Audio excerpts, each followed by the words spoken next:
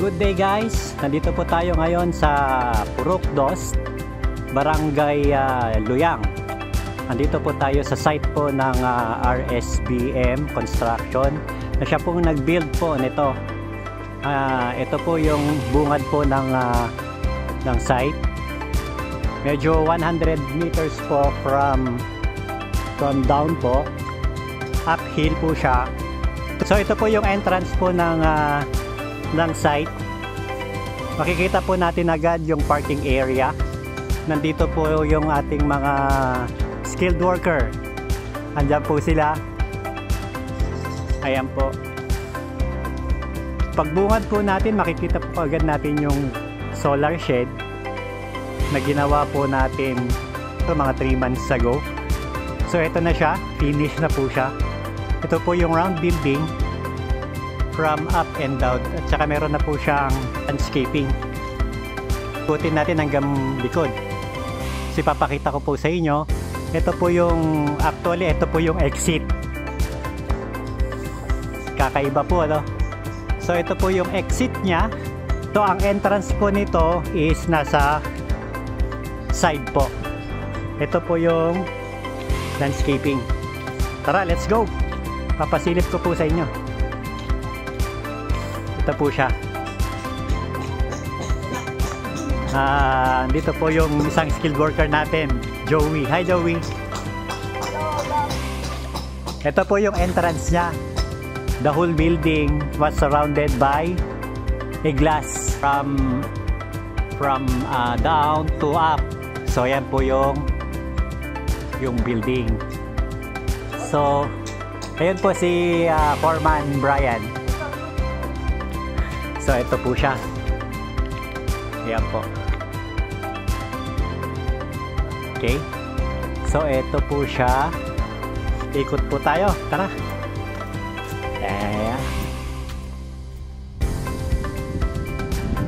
Actually po, ito po yung talagang hill talaga po ito. Pinatag talaga. Makikita po ninyo, surrounded by rocks. Pinatag po namin yan hanggang dun sa baba.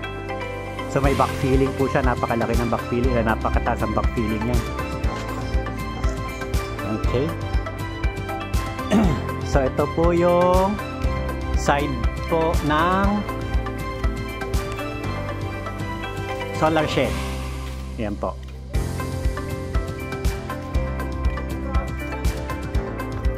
Ito po yung kanyang driveway, parking area. Kasya po rito ng siguro mga nasa 7 na SUV. Ayan po. So naikot na po natin. So ito po yung kabuuan po ng house. Ayan. Actually po yan po is hanggang 3rd floor. Kasi papasilip ko sa inyo yung loob. Makikita natin yung kitchen, dining, yung mga rooms, tapos CR, stairs from up to 3rd floor. Ayan po. Okay, let's go. Pasokin po natin.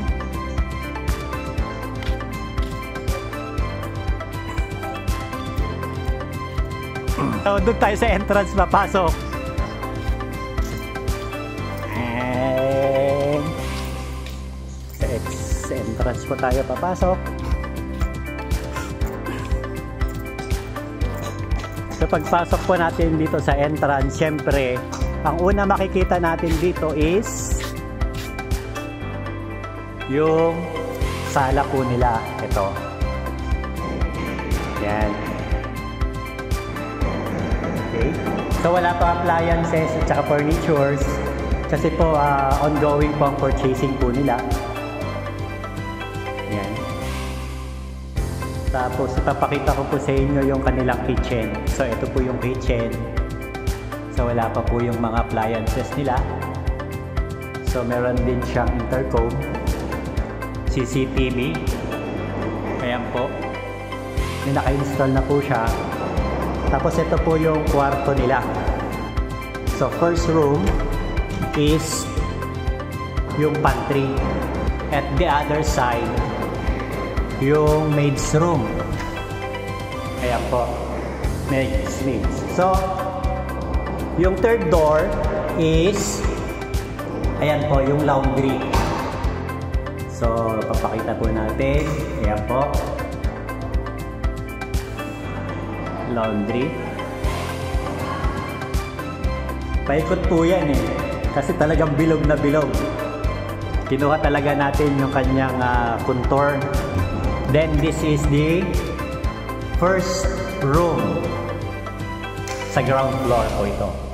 Ayan. Okay. This is the first room. Kung makikita ninyo, babalik po ako.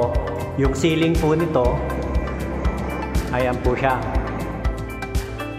Paikot din. Ayan. Nasaan na ba yung kanyang... Ayan po.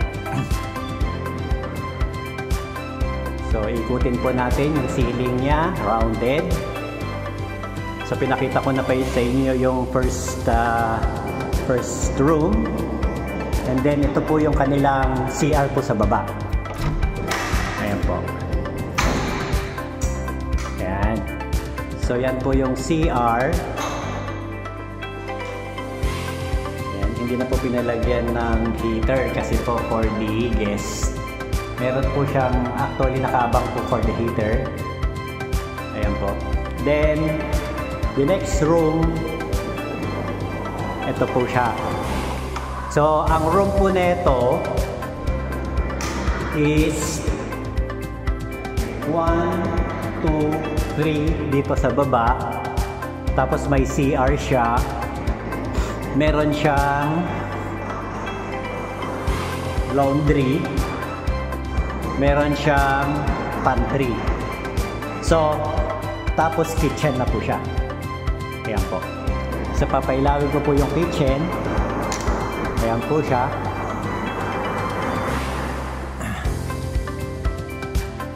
Ayan. Diba? Napakaganda. Ang galing. So, ito po yung sala nila. Napakalinis po. Napakaganda ng tiles. Ayan po. Tapos, naka-grill na rin po yung kanyang salamin sa baba. Kasi po, mahirap na baka manakawan. Eh, alam naman natin dito sa atin, hindi naman pinagyayabang, meron din po talaga. So, ito po siya. Ayan. Now, ito po yung stairs niya going to second floor. So, meron siyang magandang chandelier. Alam niyo po ba yung chandelier na yan? Tanong nyo po kung ilang kilo po yan.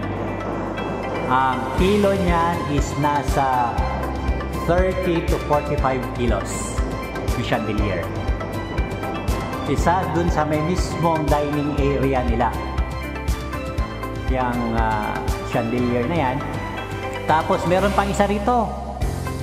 Dito sa may magiging kanilang sala. Andito na po yung mga audio nila, TV, syempre, mga sala set, dito po siya ilalagay, makukurtinahan po yan. From up, ang kurtina po niyan, hanggang dun sa taas, ayan, going down, makukurtinahan po yan. Surrounded ng curtains po yan. Okay, so, akyat po tayo. So, let's go. Ito po yung kanyang hagdan, made by wood. Ayan. Tapos meron siyang landing, syempre. Lahat ng sukat po ng hagdan, kompleto po yan. Okay? Standard po yan. So pagdating po dito sa may second floor, syempre, may maluwang siyang landing area. Ito po siya. Meron siyang grill. Para pagtanaw po dito sa baba, makikita naman natin na ang baba nito is yung buong sala nila, kitchen, kitang-kita po yan. Ayan po. O, di ba? Yan po siya, makikita hanggang doon sa dining. So, alam na kaagad kung sino po yung mga bisita natin. Agad ang bungad nito is room. Ayan po. Room po yan, yan. So, pagdating sa second floor, pagpasok mo dito sa may first room, sa second floor, tanaw mo na po kaagad yung, ayan po, yung buong Solano tsaka Bayongbong. Ganda po, no? Tapos ito po siya. Ganda ng mga ilaw niya. Meron siyang mga pin lights. So ayan po, meron siyang intercom. Okay, pagdating dito sa second is yung CR nila. So ito po yung CR. After CR, may kwarto na naman po ulit dito. Ayan, dito, ayan po yung kwarto. Then the master bedroom. Ito po yung kwarto nila, madam. Ayan po, ang luwang. Ayan po. Okay. So, pasukin natin. Hello po. Ayan po, ando meron silang monitor po for CCTV. Surrounded by, naka-ano na po siya, glass po lahat. May screen na po yan. So, dito po, tanaw mo naman po dito ang Philippine Science High School. Tanaw na tanaw nila. Tapos, tanaw mo rin dito po ang parteng yung Sakasan, tapos Solano hanggang dun sa Villaverde ba to? Tama din sa may papuntang Villaverde. Ayan po. Tapos ito yung CR. Ito po. Pagbukas ng ilaw, syempre meron na siyang exhaust, gaya ng mga hotels. Ayan po yung CR nila. Kompleto may bidet, standard po lahat. American standard po yung mga gamit nila. Then meron silang heater shower. Ayan po. Tapos ganda ng kanyang ilaw. So, ito po siya. Yan. Okay. So, labas naman tayo. Punta tayo na third floor. Okay. Pagdating sa third floor, mamamangha talaga kayo dahil napakaganda.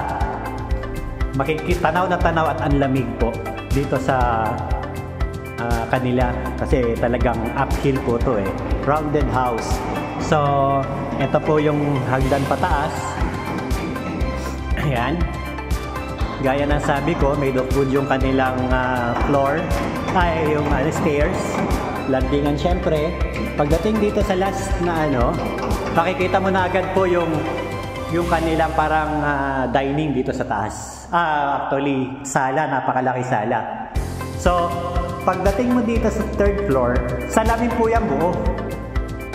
Yan. Makikita mo na talaga yung buong Solano. So, pasensya na. Nagre-retouch po sila. Ayan po, si Alex. Si architect. Ayan po. Si foreman. Si Kuya Nonong, yung kapatid po na may-ari. Ayan po siya. Malamang kilala nyo na po siya. Ayan po. Ngayon, pupunta tayo dito sa may pinaka-terrace nila. Ayan. Rubberized po yung kanyang floor. Meron siyang sariling grill na paikot. Pero pagdating dito sa taas, sobrang lamig. Napakalamig po. Ayan. Yun yung sinasabi ko kanina. Pag tumambay ka dito, kita mo na po yung iglesia ng Solano. Ayun po.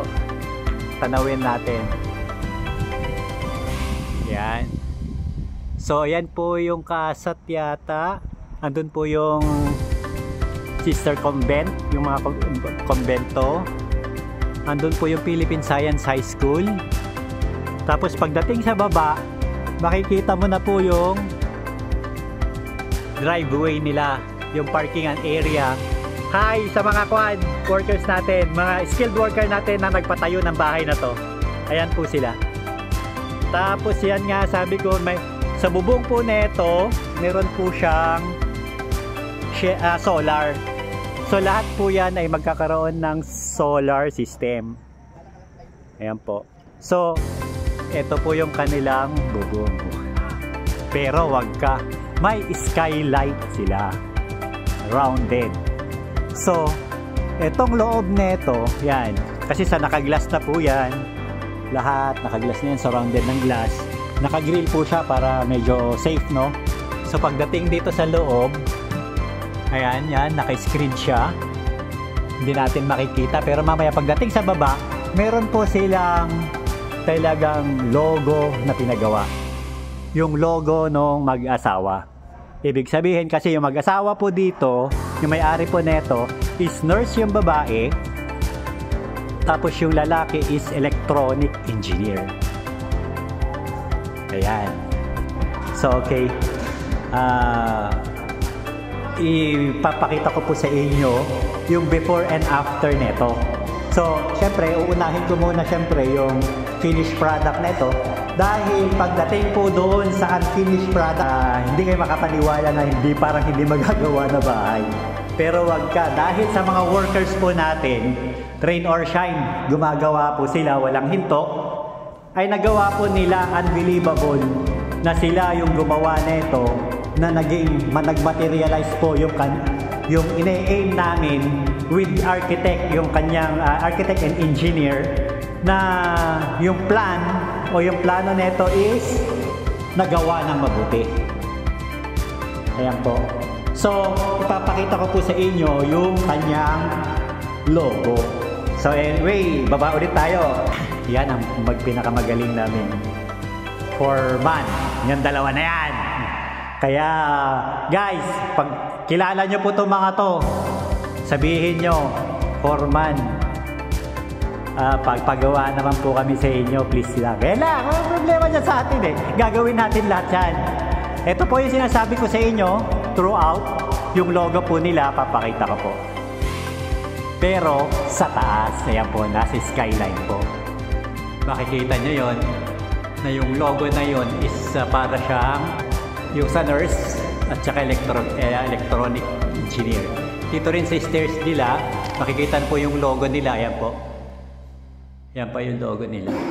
Love na love po nila ang kanilang yun nga, sinasabing pinaghirapan na kurso. So that's it, guys. Alam po natin na lahat po ng tao mahirap talagang maniwala kung hindi mo ipapakita yung totoong gawa mo.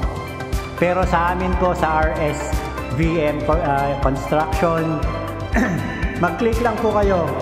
Mag-hi lang po kayo, tapos let's talk everything. Kung hanggang architectural niya, structural design, tapos pupuntahan namin yung site para masukat po yung inyong lugar, no? So kung ang workers naman po ating pag-uusapan, yan. Number 1 po ang workers po ng RSBM Construction. So guys, until next project, see you soon para may pakita ko po sa inyo. Pero itong main project na to is talagang pinaghandaan, pinaghirapan ng ating mga workers at saka talaga pinag-isipan. Hindi po yung basta-basta na lagay dito, lagay dyan, hindi po. As plan po tayo. Yan. So, ayan po yung labas. Okay? Thanks mga bro! Good morning and good day sa inyong lahat.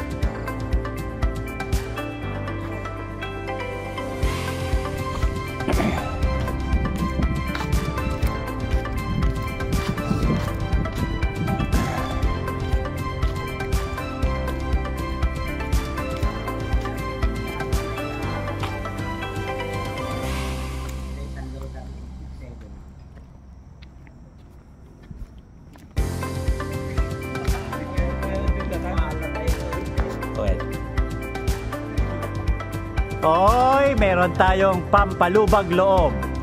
Ang 4 Cantos Gin Tonic. Tara na! Halina, sir! Halina mga sirs!